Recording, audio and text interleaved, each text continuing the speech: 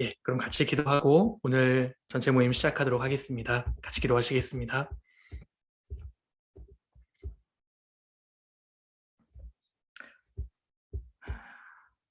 거룩하시고 자비로우신 우리 아버지 하나님, 참으로 감사드립니다. 저희를 구원해 주시고 또 주님의 귀한 자녀 삼아 주신 은혜에 감사드립니다.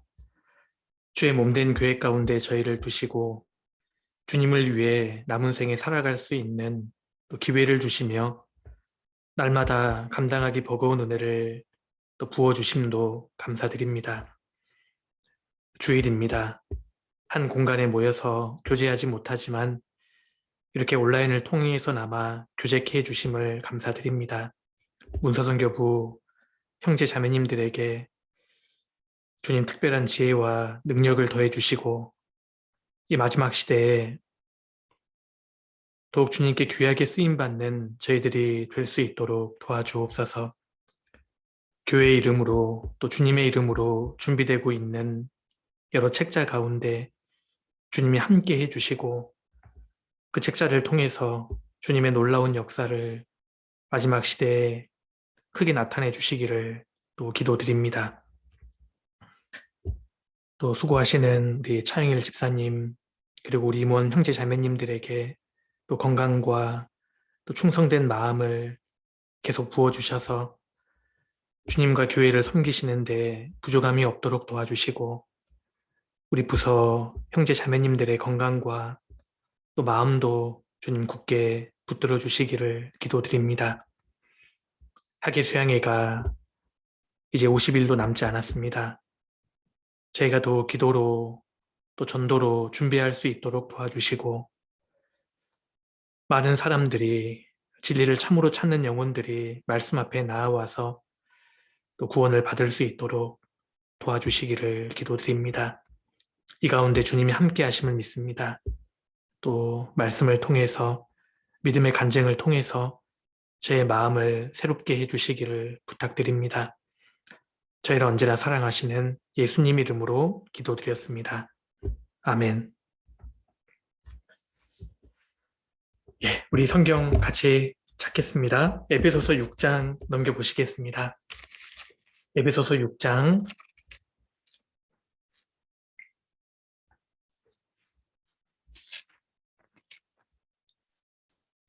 에베소서 6장 10절입니다. 10절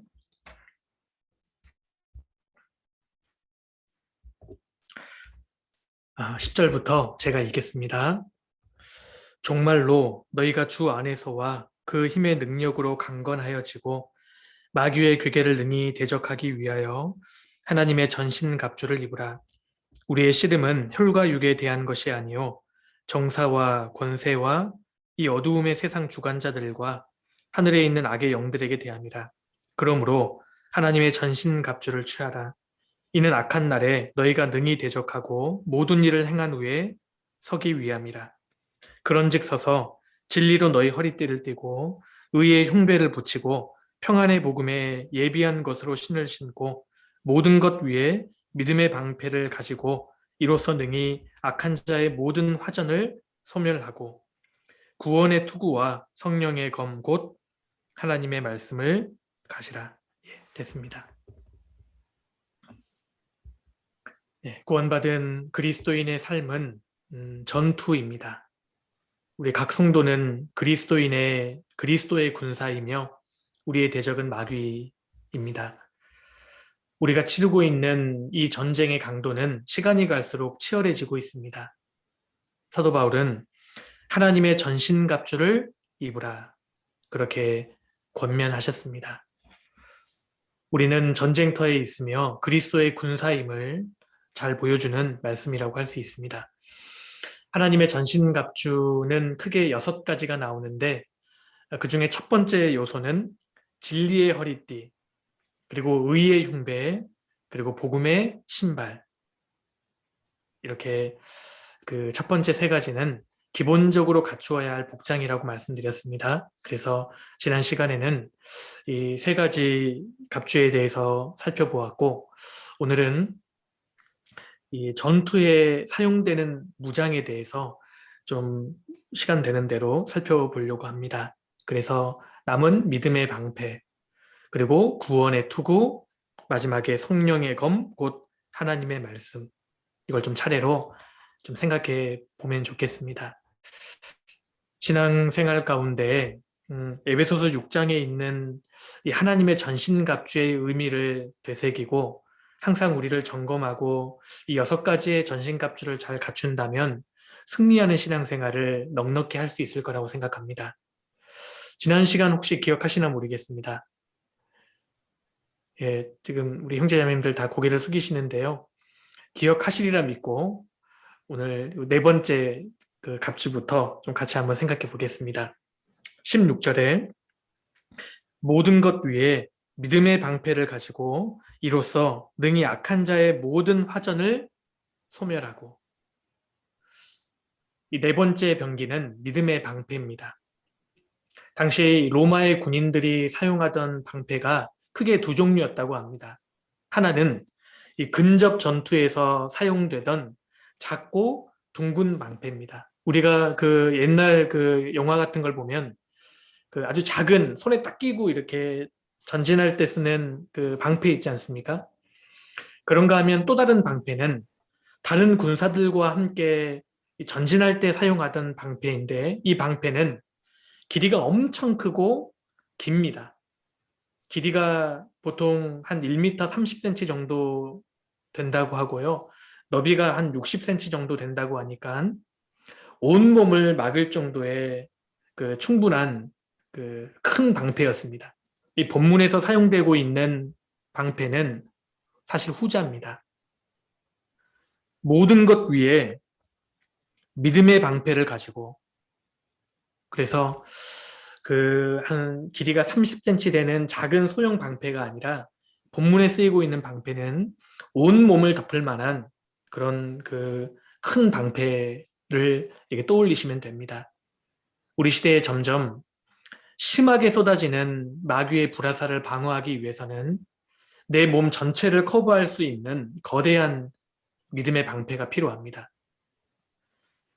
그래서 모든 것 위에 믿음의 방패를 가지고 이로써 능히 악한 자의 모든 화전을 소멸하고, 이 당시에 그 이 로마 군인들이 당시에 전투를 앞두고요. 이 방패의 겉면에다가, 방패의 겉면이 가죽으로 쓰여져 있었는데 이것을 물로 적시는 일을 반드시 해야만 했답니다.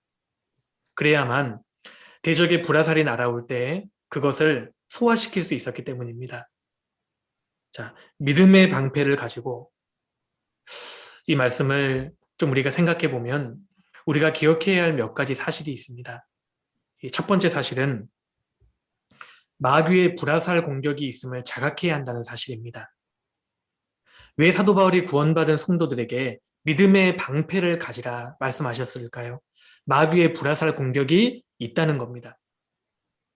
로마의 병사들이 전투나 훈련을 끝내고 휴식할 때에는 방패를 내려놓았을 겁니다. 그렇다면 언제 방패를 다시 들었을까요? 전투나 훈련이 시작될 때, 적의 불화살 공격이 시작되었다는 위협을 느낄 때 다시 방패를 들었을 겁니다. 우리가 때때로 믿음의 방패를 들지 않는 이유는 영적으로 방심하기 때문입니다. 우리에게 지금 사실 가장 무서운 것은 영적인 긴장을 놓치고 사는 겁니다. 그러다 보니까 믿음의 방패를 내려놓고 있는 사이에 영적으로 엄청난 불화살이 쏟아지고 그 불화살 공격에 맞아서 영적으로 허덕이고 있는 상태가 될 수 있다는 겁니다. 근신하라 깨어라. 너희 대적 마귀가 우는 사자같이 두루다니며 삼킬 자를 찾나니. 그래서 우리가 영적으로 마귀를 의식하고 마귀의 불화살 공격이 있음을 자각하고 대비해야 할 것을 첫 번째 전제하고 있는 거 아닙니까? 이것이 영적으로 믿음의 방패를 드는 행위입니다. 그게 첫 번째고요. 그리고 두 번째로 믿음의 방패와 관련해서 우리가 생각해야 하는 두 번째 사실은 마귀의 불화살 공격이 있음을 자각하는 것도 중요하지만 그 마귀의 불화살에 대항하기 위해서는 작동되는 믿음을 갖추어야 한다는 것입니다. 이게 방패가 믿음의 방패라고 되어 있지 않습니까? 마귀의 불화살 공격을 막을 수 있는 것이 무엇이냐? 믿음이라는 것입니다. 그렇다면 구원받은 그리스도인들에게 작동되는 믿음이 있는가? 그것을 우리 각자가 돌아볼 필요가 있습니다. 요한복음 11장에서 나사로가 병을 앓다가 죽었습니다. 그 상심에 있던 나사로의 누이 마르다가 11장에 등장하는데 대단한 사람입니다. 우리 에베소서 6장은 잠깐 잡으시고요. 요한복음 11장을 한번 넘겨보시겠습니다. 요한복음 11장입니다. 요한복음 11장 25절입니다. 25절 예수께서 가라사대 나는 부활이요 생명이니 나를 믿는 자는 죽어도 살겠고 무릇 살아서 나를 믿는 자는 영원히 죽지 아니하리니 이것을 내가 믿느냐. 주님께서 이렇게 마르다에게 말씀하시자 마르다가 놀랍게 고백합니다. 27절 가로되 주여 그러하이다. 주는 그리스도시요 세상에 오시는 하나님의 아들이신 줄을 내가 믿나이다. 이 얼마나 대단한 믿음입니까? 지금 이때는 예수님께서 자기 오라버니를 살려준 상황도 아니었습니다. 오빠가 죽어버린 아주 절망적인 상황입니다. 그런데 그녀는 주는 그리스도시요 세상에 오시는 하나님의 아들이신 줄을 내가 믿나이다. 이렇게 고백하고 있습니다. 참 놀라운 믿음이죠. 대단한 믿음입니다. 그 후에 예수님이 나사로를 살리시기 위해서 무덤가로 가십니다. 38절에 이에 예수께서 다시 속으로 통분히 여기시며 무덤에 가시니 무덤이 굴이라 돌로 막았거늘 예수께서 가라사대 돌을 옮겨 놓으라 하시니 그 죽은 자의 누이 마르다가 가로되 주여 죽은 지가 나흘이 되었음에 벌써 냄새가 나나이다. 주여 죽은 지가 나흘이 되었음에 벌써 냄새가 납니다. 무슨 뜻입니까? 괜한 행동하지 마시라는 겁니다. 아니 내 오빠가 이미 죽었는데 죽기 전에 좀 도와주시지. 지금 죽은 지가 나흘이 되어서 송장 썩는 냄새가 나는데 왜 주님 지금 와서 이렇게 소용없는 짓을 하십니까? 죽은 지가 나흘이 되었음에 주님 벌써 이미 냄새가 납니다. 한번 생각해 보십시오. 조금 전에 마르다가 무슨 고백을 했습니까? 주는 그리스도시요 살아계신 하나님의 아들이라는 놀라운 고백을 했습니다. 그 고백대로 이제 주님이 능력을 베푸시려고 무덤가로 가셨습니다. 그런데 놀랍게도 입술로 그렇게 놀라운 고백을 했던 마르다가 어느덧 주님의 역사를 방해하는 방해꾼 노릇을 하고 있는 거 아니겠습니까? 우리 시대에 너무나 많은 마르다가 교회 안에 있습니다. 우리 시대에 마르다가 너무 많아요. 구원받은 지도 오래됐고 직분도 맡고 말씀도 잘 듣고 성경 지식도 많습니다. 그런데 그 놀라운 믿음이 실생활에서는 작동되지 않습니다. 교회 안에서 말씀 들을 때에만 작동이 되고 문만 열고 바깥에 나가면 그 믿음이 삶의 현장에서 작동되지 않는다는 겁니다. 그 마르다 아닙니까? 간혹 교회 안에서 누가 큰 문제를 일으킵니까? 새신자가 아니잖아요. 구원받은 지 오래되신 분들. 이것을 우리 모두가 슬퍼해야 한다고 생각합니다. 구원받은 지 5년, 10년, 20년 된 내가 이 정도 믿음밖에 안 되는 것을 한스러워해야 합니다. 오늘 우리가 주님 앞에 주는 그리스도시요 살아계신 하나님의 아들이십니다 라고 그렇게 놀라운 신앙 고백을 했다면 이제 그것이 무덤가에서도 우리 삶의 현장에서도 작동되어야 한다는 것입니다. 그것이 믿음의 방패입니다. 교회당 안에서만 작동되는 믿음은 아무런 소용이 없다는 것입니다. 힘든 삶의 현장에서 너무 어려운 삶의 현장에서 악한 마귀의 불화살이 쏟아질 때 작동되는 믿음을 내가 갖추고 있는가? 교회뿐만 아니라 직장에서, 가정에서, 삶의 곳곳에서 이 믿음이 작동되어야 합니다. 우리 형제 자매님들의 믿음은 작동되고 있습니까? 그것이 믿음의 방패를 쳐드는 행위입니다. 그리고 세 번째로 믿음의 방패와 관련해서 기억해야 할 이 세 번째 사실이 있습니다. 믿음의 방패, 이 믿음이라는 것은 낙심, 두려움, 패배의식이라는 불화살을 극복하게 만드는 능력이라는 사실입니다. 마귀가 우리에게 엄청난 불화살을 쏘아대는데 마귀가 쏘아대는 대부분의 불화살은 낙심, 두려움, 패배의식, 그런 불화살입니다. 우리 욥기 13장을 한번 찾아보시겠습니다. 욥기 13장입니다.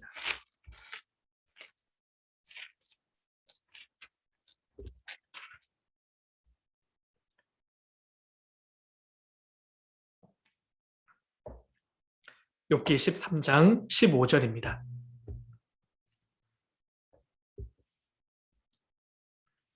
15절 같이 한번 읽어보실까요?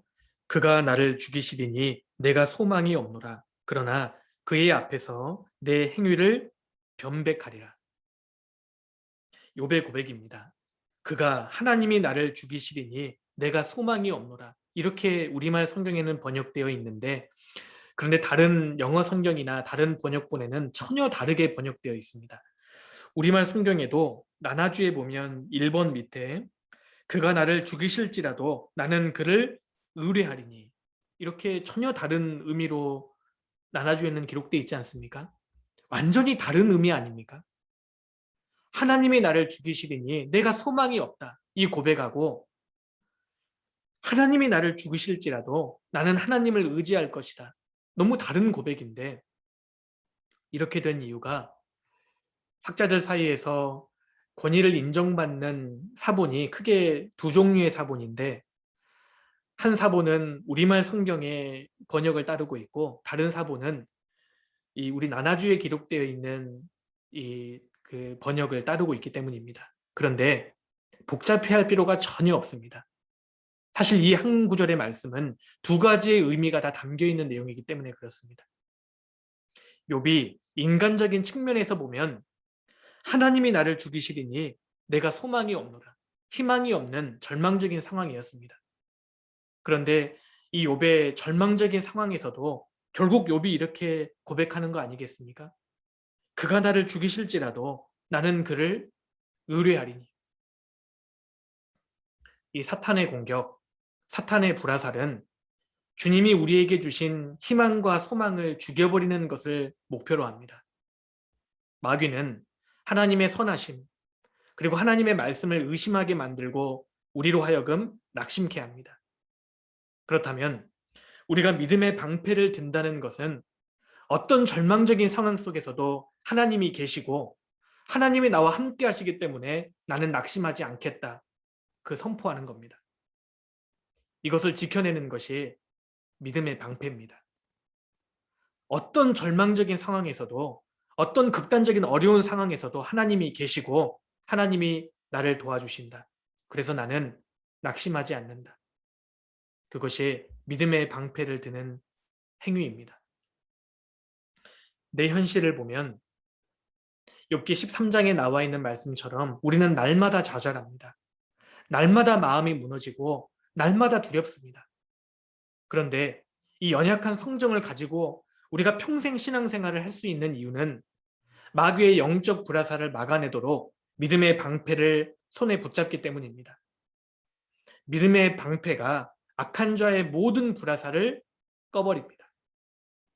그러면 내가 언제 낙심했냐는 듯 벌떡 일어설 수 있습니다. 믿음의 방패가 작동되어야 합니다. 우리가 그 15세기 종교개혁 했던 루터를 생각하면 막 다혈질이고 담대하고 늘 당당했던 것처럼 생각하는데 사실 책을 읽어보면 루터는 사실 정반대입니다. 다혈질적인 기질은 물론 가지고 있었지만 그는 정말 불안해했고 항상 두려워했습니다. 당시 이 타락한 종교가 권력 아니었겠습니까? 로마 교황청에서 사람 하나 죽이는 것은 별 큰일이 아니었습니다. 그러니까 루터가 얼마나 죽음의 공포가 많았겠습니까? 실제로 그 자료를 살펴보면 루터는 신경쇠약, 우울증, 불면증, 항상 죽음의 공포에 시달렸답니다. 루터가 두려움이 너무 많아가지고 잠도 잘 못 자고 식사도 제대로 못하고 낙심하고 그 어느 날 일과를 마치고 집에 돌아왔는데 깜짝 놀랐답니다. 아마 잘 아시는 내용이실 겁니다. 루터의 아내 카타리나가 상복을 입고 울고 있는 겁니다. 아니 누가 죽었어? 그때 이 아내 카타리나가 하는 말이 걸작입니다. 하나님이 돌아가셨습니다. 그래서 루터가 막 화를 버럭 냈다고 하지 않습니까? 어디 그런 말도 안 되는 소리를 하느냐. 당신 좀 정신 좀 차려요. 그랬더니 아내가 루터를 쳐다보면서 이렇게 얘기했답니다. 아니 하나님이 돌아가시지도 않았는데 당신이 이렇게 낙심하고 절망하는 일이 가능합니까? 당신이 절망하는 모습을 보니까 하나님 돌아가시는 것이 틀림없습니다. 그 기록에 보면 루터가 그 말 한마디에 정신을 번쩍 차렸다고 합니다. 우리가 살아가는 삶 가운데 아무리 두렵고 아무리 낙심이 되는 상황이 펼쳐진다 할지라도 기억하셔야 합니다. 내 삶 가운데 여호와 하나님이 돌아가시는 경우를 빼면 절망이란 상황은 없습니다. 하나님이 살아계시다면 오늘도 불꽃 같은 눈으로 나를 위해 일하고 계시다면 내가 아무리 절망의 구덩이에 빠진다 할지라도 그 절망의 자리에서 믿음의 방패를 추스르는 순간 회복되는 겁니다. 내 삶 속에 겉으로 보기에는 아무리 절망적이고 욥 같은 삶을 우리가 산다 할지라도 그때마다 내 삶 가운데 하나님이 돌아가시는 일 말고는 내 인생에 절망이란 없습니다. 하나님이 돌아가셨다면 우리 절망해도 됩니다. 그럼 돌아가지 않으셨다면 왜 그리스도인들이 절망해야 합니까? 오늘 주일 말씀 때에도 들으셨지 않습니까? 그리스도인들이 절망해서는 안 됩니다. 낙심해서는 안 된다고 생각합니다. 믿음의 방패를 다시 높이 들어야 합니다. 신앙의 반대말은 불신이 아니라 두려움입니다. 바울이 로마로 가던 중에 배가 파선되어서 죽음의 위기에 처했을 때 바울은 믿음의 방패를 굳게 잡았습니다. 사도행전 27장 넘겨보실까요? 사도행전 27장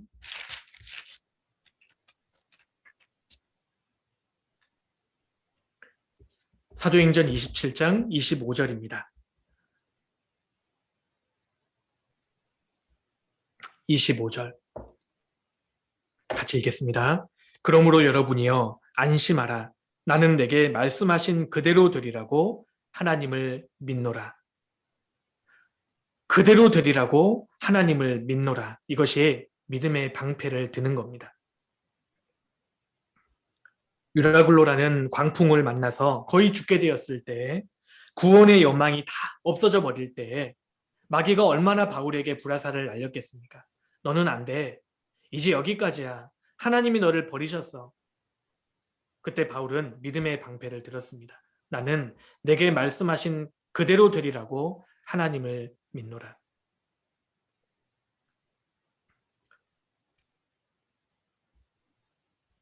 마지막 네 번째로 우리가 믿음의 방패와 관련해서 기억해야 되는 또 하나의 사실은 믿음의 방패는 나 개인 홀로 드는 것이 아니라 사실은 함께 들어야 할 방패라는 겁니다. 에베소서 6장 그 16절에 이 불화살이라고 했을 때 악한 자의 모든 화전, 이게 원어로도 복수로 기록되어 있습니다. 화전들입니다. 불화살들이거든요. 지금 사탄의 불화살은 동서남북 전 방위에서 무수히 쏟아지는 겁니다. 그렇기 때문에 내가 홀로 방패 하나 들고 있다고 해서 감당할 수 없습니다. 그래서 우리 아까 신병순 집사님 그 영화 얘기하셨는데요. 그 고대 그 전쟁 300 영화 보신 분 계십니까? 고대 전쟁 300 같은 영화를 보면 적의 화살이 날라올 때 군사들이요 원을 딱 이루어서 전 사방에서 방패로 딱 에워쌉니다. 그것으로 동서남북 전체를 방어할 수 있는 겁니다. 무엇을 의미합니까? 신앙생활은 나 혼자 할 수 있는 것이 아닙니다. 내 믿음의 방패로 옆 사람을 보호해주고 옆 사람의 믿음의 방패가 또 나를 보호해 주어야 합니다. 이 상호적인 믿음을 경험하는 것이 신앙생활입니다. 혼자서는 안 됩니다. 혼자 인터넷으로 말씀 듣고 교제하는 것으로는 절대 다 채워지지 않습니다. 그래서 빨리 코로나 이 상황이 끝나기를 우리는 기도해야만 하고 우리는 실제로 몸까지 함께 하면서 그 안에 거해야 한다고 생각합니다. 마가복음 9장에 나오는 그 아버지 기억하십니까? 아들이 귀신 들렸습니다. 아들이 불에도 넘어지고 물에도 넘어집니다. 제자들이 고치지 못했습니다. 다른 사람들은 다 고쳤는데 제자들은 이 아들만큼은 고치지 못했습니다. 그 절망적인 상황에서 아버지가 예수님 앞에 나와서 간절하게 요청합니다. 마가복음 9장 넘겨보시겠습니다. 마가복음 9장입니다.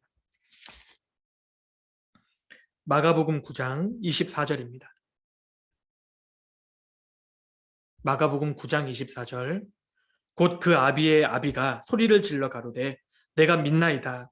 나의 믿음 없는 것을 도와주소서 하더라. 내가 믿나이다. 나의 믿음 없는 것을 도와주소서. 이런 모순된 말이 어디 있습니까? 아니, 믿는다면서 그런데 나의 믿음 없음을 도와주소서. 그런데요, 이 아버지의 부르짖음이 우리 모두의 기도 제목이 되어야 합니다. 우리는 믿습니다. 우리에게는 믿음이 있습니다. 그런데 우리는 주님 제 믿음 없는 것을 좀 도와주십시오. 우리에게는 엄청난 믿음이 있습니다. 주님이 눈에 보이지 않지만 살아계시고 주님이 내 구세주 되시고 주인 되신다는 것도 우리 믿고 있습니다. 그런데 믿음이 없어요.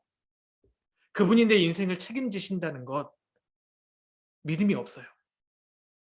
하나님이 전지전능하신다는 사실을 우리는 믿습니다. 그런데 사실 믿음이 없어요. 그 하나님이 오늘 내 공경, 내 위기 가운데 도와주실 거라는 믿음이 없습니다. 그래서 우리도 이렇게 기도해야 합니다. 주님, 제가 믿습니다. 그런데 나의 믿음 없는 것을 좀 도와주십시오.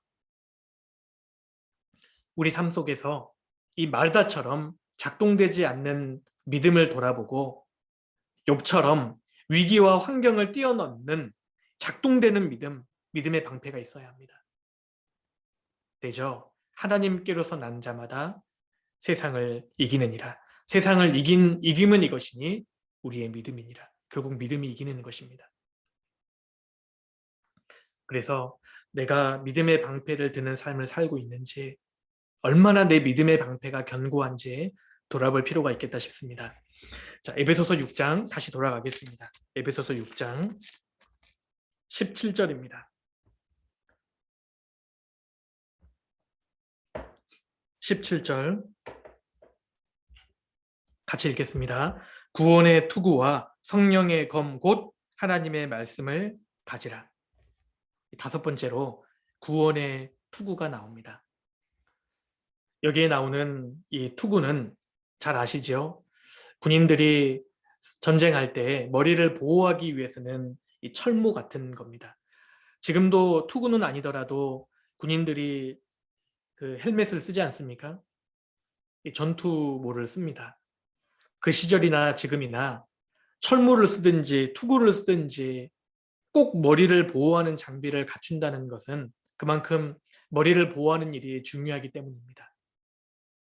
전쟁에 나가는 용사는 머리가 가장 중요한 부위이기 때문에 투구를 착용했습니다.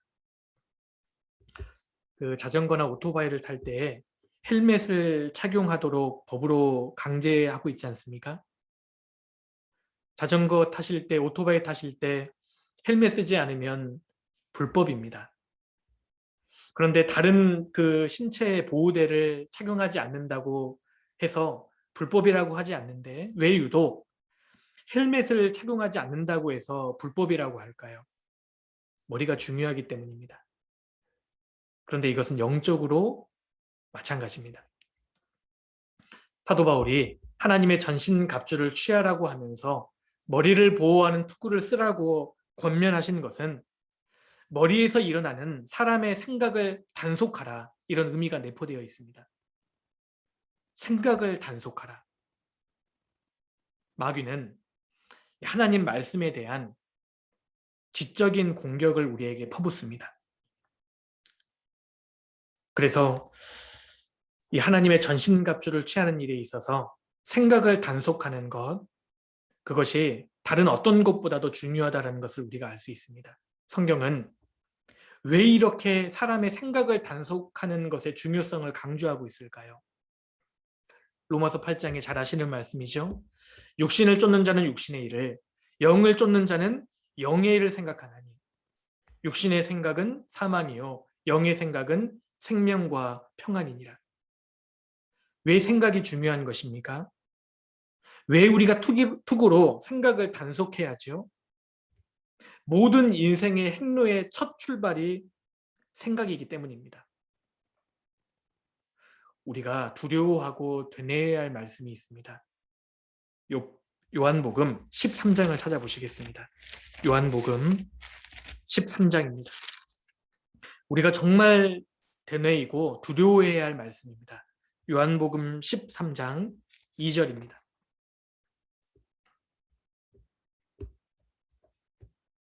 마귀가 벌써 시몬의 아들 가룟유다의 마음에 예수를 팔려는 생각을 넣었더니, 마귀가 유다의 마음에 생각을 집어넣었습니다.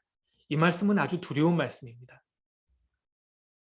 가룟유다가 멀쩡하게 예수님과 같이 식사도 하고 제자들과 같이 교제했지만 이미 그 마음에 예수를 팔려는 생각, 그 생각이 장악당한 이때부터 유다는 이미 망한 사람입니다. 우리도 마찬가지입니다. 말씀도 듣고 기도도 하고 교제도 하지만 마귀에 의해서 생각이 이미 장악된 상태라면 그 사람은 이미 죽은 상태와 다를 바 없을 것입니다.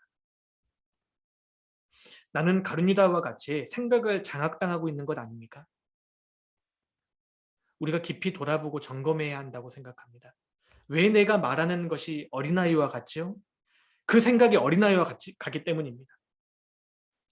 그래서 우리가 말 잘하려고 애쓰지 말고 생각이 성숙되도록, 내 생각이 성령님에게 사로잡힐 수 있도록 구해야 한다고 생각합니다. 마귀가 벌써 시몬의 아들 가룟유다의 마음에 예수를 팔려는 생각을 넣었더니, 이 유다는 마음의 생각을 무방비 상태로 방치했습니다.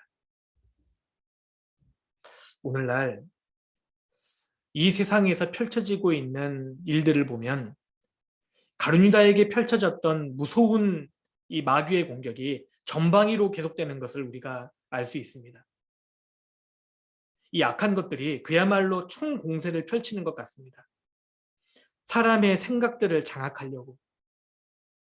이 사탄은요, 이 반복 교육의 효과를 너무 잘 알고 있는 존재거든요. 그래서 드라마든지 영화를 한번 보십시오. 무서울 정도로 세뇌시키는 메시지를 계속 슬쩍슬쩍 집어던집니다. 여기에 비해서 우리 신앙교육은 반복적이지가 않습니다. 이 마귀의 유혹은 연속적으로 반복적으로 스며드는 데에 반해서 신앙적인 교육은 아주 파편적입니다. 이게 문제입니다. 그래서 우리는 머리를 보호하는 투구를 장착해야 합니다. 우리 문선부에서도 어린 자녀들이 있지 않습니까? 어릴수록 어머니가 무릎에 앉혀놓고 신앙적인 교육을 계속 반복해야 합니다. 그렇지 않으면 놓칠 수 있거든요. 그런데 에베소서 6장에서 왜 영적으로 머리에 투구를 딱 써야 하는데 굳이 그 투구를 구원의 투구라고 하셨을까요? 뭐 지혜의 투구, 뭐 지식의 투구, 여러 가지 이 투구의 성격이 있을 것 같은데 왜 하필이면 구원의 투구라고 하셨을까요? 그래서 오늘 이 구원의 투구를 쓴다는 것의 의미를 두 가지로 좀 정리해 볼까 합니다. 먼저 그리스도인들이 구원의 투구를 쓴다는 첫 번째 의미는 우리가 하나님께 받은 구원을 잘 이해해서 잘못된 이론과 잘못된 교리를 분별하는 힘을 갖는 것, 그 의미를 첫 번째 갖고 있을 수 있습니다. 그러니까 진리의 말씀을 옳게 분별하는 것, 내가 받은 구원의 내용을 잘 파악하는 것, 그것이 첫 번째 구원의 투구를 쓰는 것일 겁니다. 머릿속에 구원의 내용을 잘 이해하고 하나님께로 받은 이 구원, 이 진리를 분별할 수 있는 구원의 투구가 있어야 합니다. 그렇지 않으면 생각을 장악당해버립니다.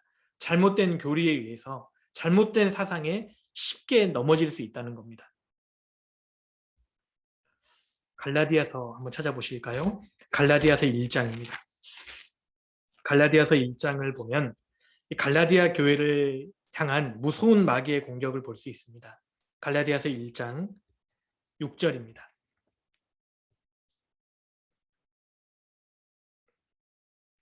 갈라디아서 1장 6절. 그리스도의 은혜로 너희를 부르신 이를 이같이 속히 떠나 다른 복음 쫓는 것을 내가 이상히 여기노라. 다른 복음은 없나니 다만 어떤 사람들이 너희를 요란케 하여 그리스도의 복음을 변하려 함이라. 이 갈라디아 지역에 있는 교회들의 거짓 교사들이 들어와서 잘못된 가르침을 가르치고 있는데 너무 가슴 아프게도 갈라디아 성도들 중에는 구원의 투구가 장착되어 있지 않았기 때문에 그 잘못된 미혹에 그대로 노출되어 버린 겁니다. 구원받은 그리스도인이라면 참과 거짓, 진리와 거짓을 분별해내는 능력이 있어야 합니다. 구원의 투구를 써야 합니다. 이 반면에 에베소 교회 성도들은 구원의 투구를 잘 장착하고 있었지 않습니까? 그래서 주님께서 에베소 성도들에게 또 악한 자를 용납하지 아니한 것을 칭찬하셨습니다. 구원의 투구를 쓰고 있었기 때문에 이단적인 가르침에 흔들리지 않았던 것입니다. 또 그런가 하면 그리스도인들이 구원의 투구를 쓴다는 이 두 번째 의미는 구원의 확신을 갖는 겁니다. 예수 그리스도의 보혈을 통해서 하나님의 자녀가 된 우리가 평생 간직해야 할 것이 무엇이겠습니까? 구원의 확신입니다. 구원의 확신부터 흔들리면 마귀의 맹공격에 노출되게 되고 신앙생활을 중단해버립니다. 그래서 이 마귀가 구원받은 그리스도인들로 하여금 신앙을 딱 중단시키기 위해서요. 구원의 의심을 불어넣어주고 구원의 확신을 빼앗아 버립니다. 하나님은 십자가로 하나님의 자녀가 된 우리를 어떤 경우에도 버리시지 않습니다. 이 구원의 확신을 갖는 것, 이 확신을 갖는 것이 구원의 투구를 장착하는 것입니다. 때로는 우리가 그리스도인답지 않게 죄의 자리에 빠지기도 하고 또 때로는 유혹에 넘어가기도 하지만 생각해 보십시오. 자녀가 아버지에게 보여줄 수 있는 가장 자녀다운 모습이 뭘까요? 어린 자녀가요. 아버지에게 보여줄 수 있는 가장 자녀다운 모습은 뻔뻔함입니다. 때로는 어린아이가 부모님 마음을 아프게 하고 후벼 파고 물건을 막 깨고 그렇게 하면 안 되는 짓을 하고도 5분만 지나면 꾸지람 듣고 생글생글 웃는 것, 그것이 자녀된 자의 뻔뻔함입니다. 그래서 우리는 이 두 가지의 균형을 잡아야 합니다. 나는 거룩하신 하나님의 자녀가 되었다. 그래서 나는 하나님의 자녀다운 삶을 살겠다. 이 몸부림을 죽을 때까지 우리가 해야 합니다. 그런데 한편으로는 나도 이해할 수 없는 정도로 흔들리고 넘어져 버릴 때 사탄은 그때 죄책감으로 우리를 공격하거든요. 야 봐라. 너가 그러고도 하나님의 자녀냐? 야, 너 같은 것을 하나님이 사랑하시겠냐? 이렇게 공격할 때요. 그리스도인들이 얼굴에 철판을 깔 필요가 있습니다. 하나님은 그래도 나를 변함없이 사랑하시고 받아주신다. 이게 두 번째 전제입니다. 우리는 거룩하신 하나님의 자녀가 되었습니다. 그리고 거룩하신 자녀답게 살도록 몸부림을 쳐야 합니다. 그런데 실패하고 넘어지고 낙심될 때 마귀가 죄책감을 불어넣어 줄 때 뻔뻔해질 필요가 있습니다. 자녀의 자녀됨은 아버지의 사랑 앞에서 뻔뻔한 겁니다. 왜 그렇게 뻔뻔하죠? 왜 그 모든 자식들이 자기 부모 앞에서는 뻔뻔해집니까? 확신하기 때문입니다. 내가 범한 잘못이 일이라면 그 잘못한 것을 다 뒤덮을 만큼 아버지의 사랑은 무한하다는 것을 확신하기 때문에 뻔뻔해지는 겁니다. 그래서요, 지혜로운 아이들은 부모님이 매를 들고 때리면 때릴수록 품에 더 안기잖아요. 그게 아주 요사스러운 아이들입니다.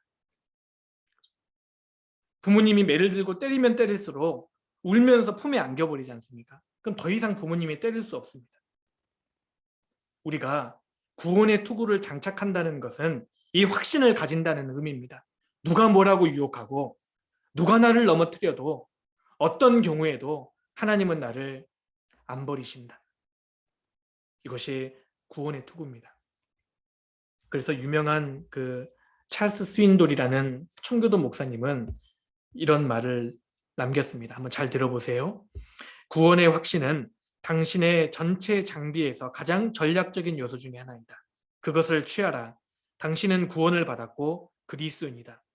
당신이 구원을 잃어버릴 일은 절대로 없다. 그러니 한시라도 확신을 잃어서는 안 된다. 당신이 거듭나던 순간에 주어진 확신은 지금도 당신의 것이다.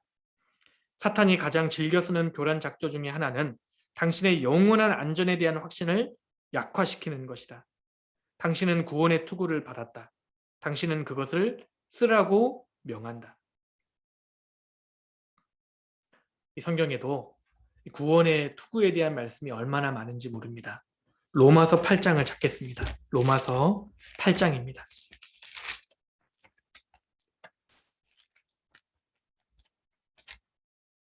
로마서 8장 38절입니다.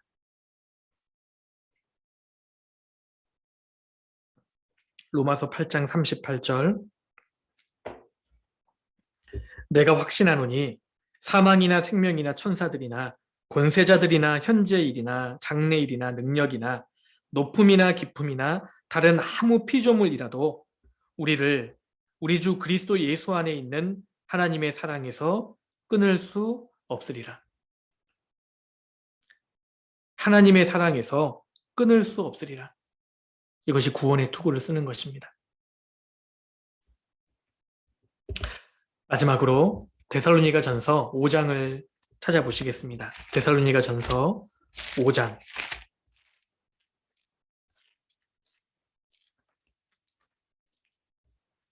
데살로니가 전서 5장 8절입니다.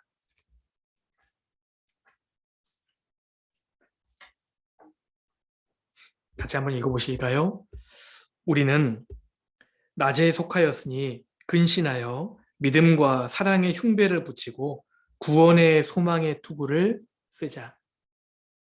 여기 데살로니가 전서 5장에서 사도 바울은 구원의 투구에다가 소망이라는 단어를 덧붙였습니다. 구원의 소망의 투구를 쓰자. 이 말씀은 이 구원의 투구가 가진 성격을 강조하는 말씀이라고 할 수 있습니다. 우리는 구원을 받았기 때문에 소망이 생겼습니다. 무슨 소망입니까? 죽음이 끝이 아니라는 소망입니다. 죽음이 끝이 아니라 부활이 있다는 사실을 우리가 소망으로 받아들인 겁니다. 그래서 가정에서, 직장에서 어려움을 당하는 분들 중에 이 구원의 투구를 장착하신 분에게는 소망이 부어집니다. 이 땅이 끝이 아니라는 소망. 만약에 이 땅이 끝이라면 너무나 억울한 사람이 우리 중에도 한두 사람이 아닐 겁니다. 땅에서 억울한 일이 많으면 많을수록 이 땅에서의 일이 내 뜻대로 되지 않으면 않을수록 구원의 투구가 가져다주는 소망을 우리가 회복할 필요가 있습니다. 이렇게 저렇게 억울한 일이 많고 이렇게 저렇게 마음을 상하고 아픈 모든 성도들이 구원의 투구를 쓰고 소망을 가져야 합니다. 보이는 소망이 소망이 아니지 않습니까?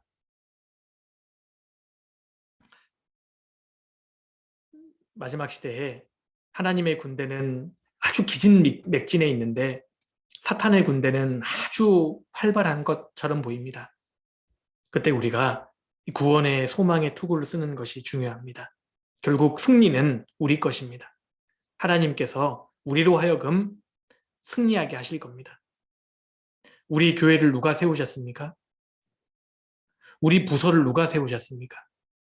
누가 나를 구원하셨습니까? 우리 가정을 누가 허락해 주셨습니까? 그 모든 것을 허락해 주신 주님께서 우리가 구원의 투구를 쓰고 확신 가운데 소망을 갖고 달려갈 때에 아무리 악한 것들이 내 가정을 흔들어대고 내 인생을 짓밟으려고 해도 하나님께서 우리를 견고하게 세워주실 것입니다. 그것이 구원의 투구가 가져다주는 소망입니다. 그래서 오늘 그 성령의 검까지 하려고 했는데 시간이 좀 돼서요. 3가지 중에 2가지만 좀 말씀을 드렸습니다. 근데 오히려 잘 됐습니다. 이 무기 3개 중에 2개는 방어용이거든요. 오늘 방어용 무기를 말씀드린 겁니다. 믿음의 방패와 구원의 투구입니다. 이제 유일한 공격용 무기가 있는데 성령의 검 말씀인데요.